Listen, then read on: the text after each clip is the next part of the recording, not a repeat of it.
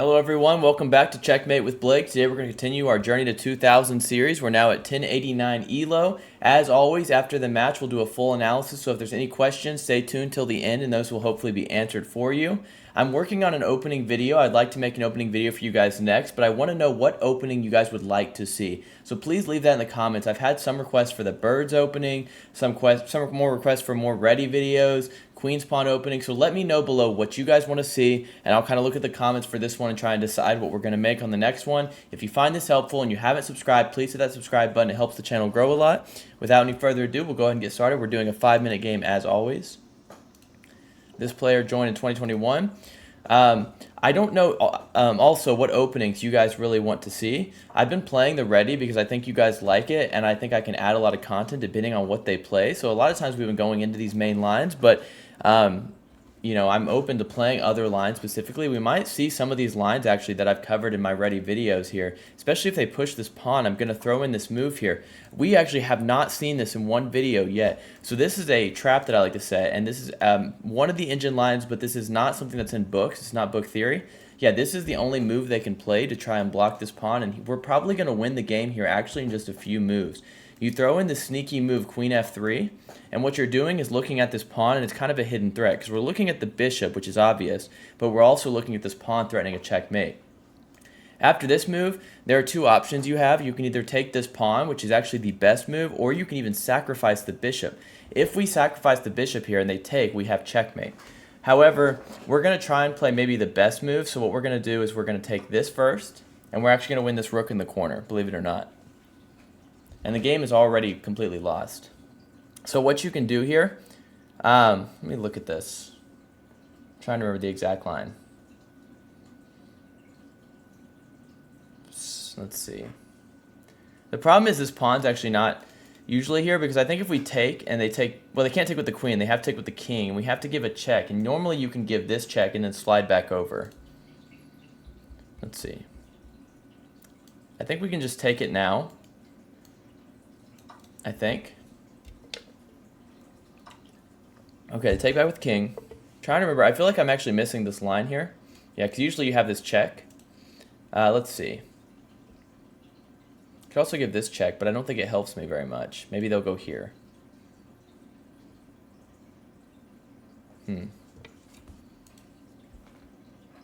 Yeah, this pawn's not usually. I think I played that incorrectly. I think the best move, sorry, after this is actually to take this pawn. Yeah, I think so. Because instead now we're in this position, which is actually not what I wanted. Let's see.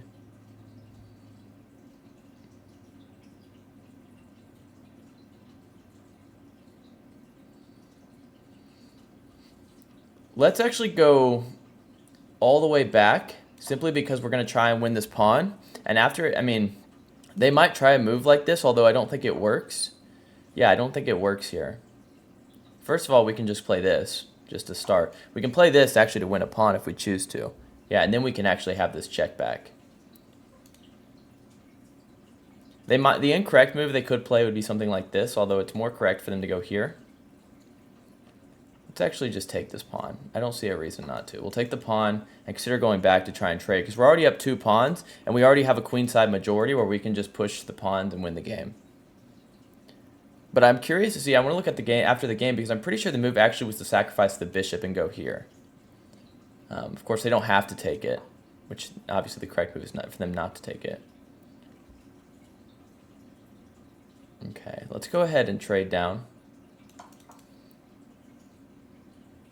Because although they do have a pawn here that's in our position, it's not a big deal because we're going to be able to go here and actually develop our bishop this way. So... But yeah, let me know in the comments what you guys want to see for these videos, like specifically even what openings you want to see in these kind of in these videos, because we can play those too. Okay, it's a decent move. However, actually they can't take it because we will play here and pin the piece. So we're actually able to defend indirectly.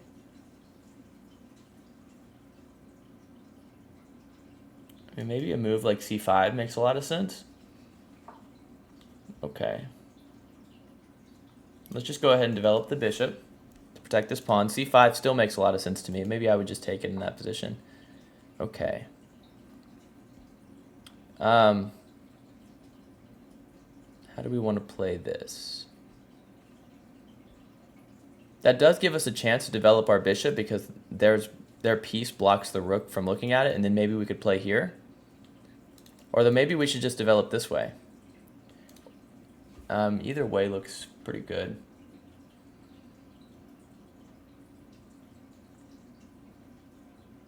We can also actually throw this pawn up the board to try and deflect this so that after maybe we push, we could have an attack on the rook.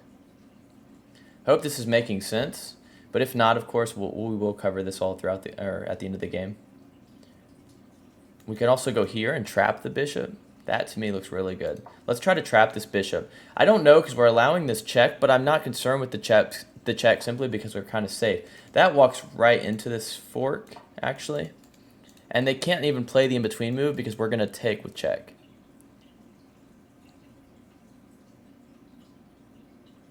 I don't think I'm hanging anything. I mean, there is some kind of ideas, like if they were to play here, maybe they could give some kind of check if they can move the knight and then have... this would be a pretty nasty checkmate. But I don't think they could even position their pieces that way. This does illustrate some of the stuff, though, that we talked about in some of those Réti videos. Yeah, see, they can't play that because we take with check first. And if they take back with the king, of course, we're going to throw in another check. So, yeah, they can't even do that. And if they go back here, well, actually, they can't do that either. So, never mind. Let's see. I don't see why not, maybe. To just play a move like this. And this knight can't even really move. I mean, its only logical square would be here. But I don't know. We do also need to get our pieces in better squares, of course. Okay.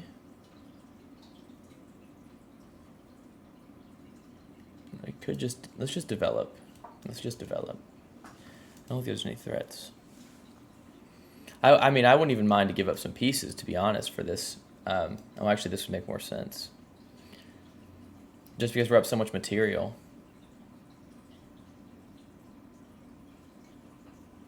I think this game is pretty much over just because we're going to convert. I mean, all we're trying to do right now is get our pieces to safety. In fact, rather than even opening up this piece, we could even just push, but let's actually go here, see if they want to trade. Because it does protect this pawn. Yeah, I don't think they should have done that. Because we're actually going to castle now if they go to attack our rook. If they play... well, actually, they can't even attack the rook. Wow. Wow, okay. Yeah, let's just castle. We got ideas like this. We have ideas like taking the pawn. We can just push our pawns to the board. We can put a rook on an open file. I think it's pretty much dead lost here.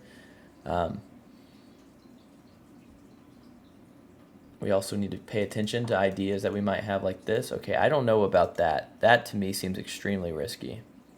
In fact, we might just have checkmates here. Yeah, I mean, if we were to play this, this is checkmate.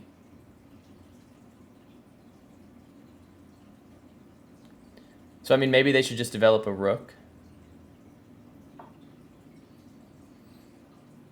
Wow, this is nasty. This is a disgusting move. This is disgusting because they have to take it and we play here. Wow, that's a nasty checkmate. That's a cool move. Yeah, so that might even be a brilliant move. That might be a brilliant move. And what it is, because we notice now that since we knew this is checkmate, if we can deflect this bishop off this piece, it's just checkmate. So we're actually forcing them. They actually have no move. They have to take, and then we take with checkmate. Wow, what a finish to the game. That's got to be a brilliant move. Let's go ahead and analyze this. Again, as I said in the game, I think I played that incorrectly in the sense that, wow, that wasn't a brilliant move. Is that I think we should have... Let's see, after we go here. As I said, this is more of my line that I like to play, because after they go here, we do play this move. And yeah, here's where I made the mistake. I know it says the move g4, but it's not actually what I play. I actually like to play this move instead. Bishop takes d3, and it's simply because they cannot capture this, or it would be simply a checkmate. And it creates a lot of problems, because what do you play here when you're playing black? I mean, the engine says, hey, play this move. But again, I don't think this is so easy to play.